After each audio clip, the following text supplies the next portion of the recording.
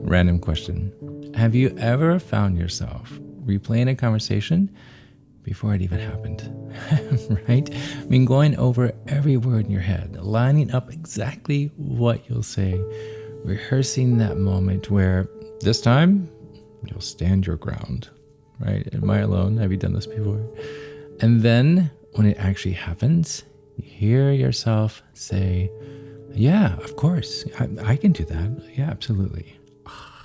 Why do we do this? Am I alone? Am I the only one? That moment you hang up, you feel it, right? That weight in your chest, that frustration, that anxiety, that little voice inside that says, why didn't I just say what I really meant? I was on the phone the other day with someone, and I've known this person for many years, and they were planning this big gathering. And before I even realized what was happening, I was saying yes to helping in ways that honestly did not work in my schedule. And the second I hung up, I knew that wasn't what I wanted. But saying no just felt so complicated, right? I mean, long-term relationships, they're really interesting this way. I mean, the people who've known us the longest, be it family, be it childhood friends, be it people who were there before we even knew who we were. I mean, they can be the hardest ones to set the boundaries with. There's history there, right? I got a message the other day from a listener, thank you, by the way, that really, really resonated. He said, I find myself feeling guilty, especially with certain people in my life. I want to be able to stand up for myself, but I don't know how to say what I feel. Do you ever feel like that? I do, completely. That feeling of guilt, hesitation, and uncertainty, it is so common because relationships with history, they come with many layers, right? Like years of unspoken expectations, roles that we've been playing without even realizing, like all the things. But here is the thing. The relationships that have lasted the longest, they should also be the ones where we feel safest to be ourselves. And yet more often than not, they're the ones where we struggle the most to say what we actually need. So today, we're talking about relationship guilt, the weight of long-standing expectations, and how to find the courage to say, hey, this is what I need. Because sometimes the hardest boundaries to set are with the people who have known us the longest. Let's dive in. I'm Chad Lawson, and let's calm it down in 3, 2, 1. So if standing up for yourself feels difficult, especially with people who have been in your life forever, there's a reason for that. And it has nothing to do with weakness. It has everything to do with conditioning. Did you hear that? It has everything to do with conditioning. Patterns put into place a long time ago. Because you see, the way that we interact with people, especially those that we've known for years, it doesn't happen in a vacuum. It's built over time. Every conversation, every moment, every subtle shift in dynamics, it's reinforced a role that we've been playing, whether we realize it or not. We were being told who we were before we even knew who we were ourselves, right? I mean, maybe you've always been the peacekeeper, the one who smooths things over, who makes sure that everyone is okay, even if it means putting yourself last. Or maybe you are the overachiever, the one who always steps up, who never complains, who never lets anyone down. Or maybe you're the one who just keeps quiet, because at some point you've learned that saying what you need just wasn't worth the fallout. And then when you try to step outside of that role, what happens? When you start to say, wait a second, what about me? It feels off, right? Because even though your brain understands that your needs matter, there's a part of you that's deep in your nervous system that still associates speaking up with risk.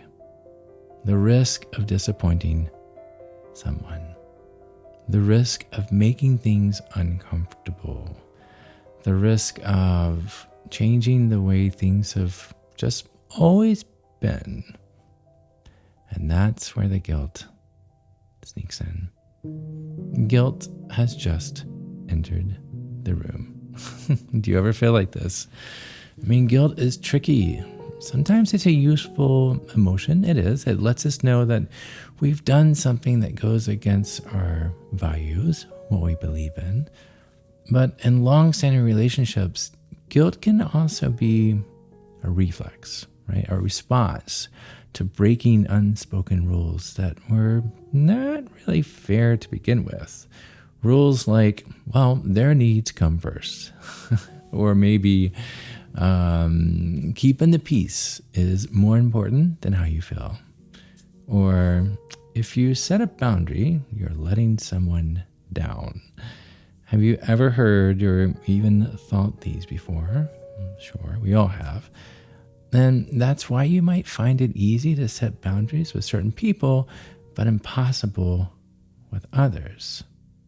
Because it's not just about the moment that's in front of you. It's not. It's about all the moments that came before it. Did you hear that? Because the thing is about long-standing relationships, they carry memory.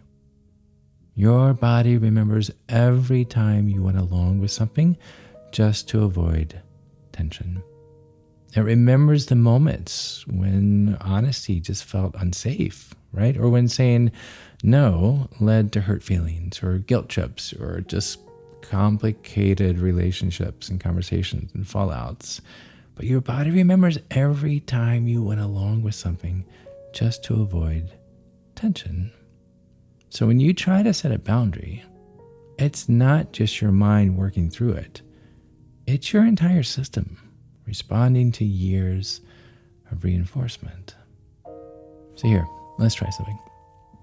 If you are in a safe space to do so, please just close your eyes just for a moment. I want you to picture someone in your life who you struggle to be honest with. Maybe it's a parent or a sibling or an old friend or just someone who makes setting boundaries feel impossible. Now, with your eyes still closed, I want you to notice how your body feels. Do your shoulders tense up? Does your stomach tighten?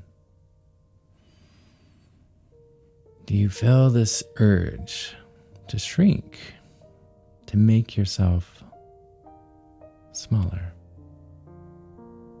Because that reaction, it's not random. It's your body recalling every interaction, every unspoken rule, every moment where silence felt safer than truth. Now I want you to take a deep breath in. And as you exhale, I want you to imagine releasing not the truth that you need to say, but the fear that's wrapped around it. Because here's something that we don't often think about. This version of you who learned to people please, to overextend, to silence your needs, that version of you was just trying to survive. But you're not that person anymore. Did you hear that? You are not that person anymore. You are allowed to shift. You're allowed to grow. You're allowed to be honest about what you need. You are. Okay, Chad, that sounds great. But how do we start? Everything sounds easy until we meet it like face to face, right? Well, some things to keep in mind that I think are helpful. And there's 5 if you want to write these down. First, self-compassion, number 1. Before you even start the conversation, you have to remind yourself, my needs matter.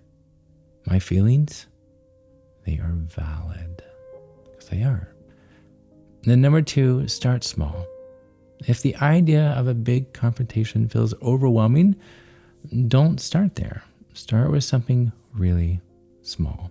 Like how long you stay on a phone call, right? Or what time you agree to meet, right? Or something that is small that builds the confidence in you, that allows you to feel like you have some ownership. And then number 3, use I statements. Instead of saying, you always make me feel guilty, perhaps, I feel overwhelmed when I'm expected to change my plans last minute. I feel overwhelmed when I'm expected to change my plans last minute. This keeps the focus on your experience instead of making the other person defensive. And then number 4, get ready for it. Discomfort. Yep, it's going to happen. The first time you change a long-standing pattern, it's going to feel weird. It is. That doesn't mean that you're doing something wrong. I'll say that again. It doesn't mean you're doing something wrong. It means that the dynamics of the relationship, it's adjusting. And guess what? That is a good thing. It's going to feel weird. It is, but only in the short run. And then finally, boundaries don't mean disconnection. I'm going to say that again. Boundaries don't mean disconnection. You can love someone deeply and still have boundaries with them. Did you know that? You can love someone deeply and still have boundaries with them. You can. In fact, boundaries are like what allow relationships to be real. Not built on resentment or exhaustion or some idea, right? So again, number 1, self-compassion first. Number 2, start small. Number 3, use I statements. Number 4, expect discomfort. And number 5, boundaries don't mean disconnection. So I want you to remember, right? I want you to remember this. Remember that call earlier, the one where I found myself agreeing to something that I didn't actually want to do? I sat there for a while, and then I called them back. Yes, I did. Hey, I've been thinking about our conversation earlier, and I realized I agreed to something that's actually going to be really difficult for me. It's going to be tough. I still want to support the gathering, but these are the ways that I can help. That was it. Was it awkward? Yeah, absolutely. But after, oh my gosh, I felt so much lighter. And that's what I want for you. The relief of knowing that your feelings and your voice matters. So this week, set one small boundary. Just one honest thing. Say one honest thing, because you deserve relationships that make space for all of you. I'm going to say that again. You deserve relationships that make space for you. Thanks. Thanks for listening. Thanks for living. And until next time, be kind to your mind and join me again as we calm it down. To find more episodes of Calm It Down, see where I may be appearing in your area, or just simply want to know where to send me some chocolate chip cookies, visit calmitdownpodcast.com. This podcast was written and produced by yours truly, Chad Lawson, composer, pianist, and nationally recognized sweet tooth. The views, expressions, and techniques in this episode are of my personal opinion and not intended, nor should they, serve as a substitute for medical advice or diagnosis rendered to you by your individual doctor or other healthcare provider. Only a licensed physician should evaluate your situation, provide a diagnosis, or render other medical advice to you. And you should only act upon the advice of this physician. Now, I'm an extreme empath by nature, but my profession is that of a composer and pianist, not a licensed therapist or physician. I hear from thousands of listeners how my music has helped them through various stages of emotional needs, and I simply want to offer this in future podcast episodes to aid those needs. So to find a list of licensed professionals in your area, please visit calmitdownpodcast.com. And if you've enjoyed today's episode, please leave a review, or better yet, share it with a friend. While it takes less than 60 seconds to do, its impact will last for years to come, as every little bit helps in growing the awareness and the importance of mental and emotional health. Thank you for listening. Thank you for living. And until next time, be kind to your mind and join me again as we calm it down.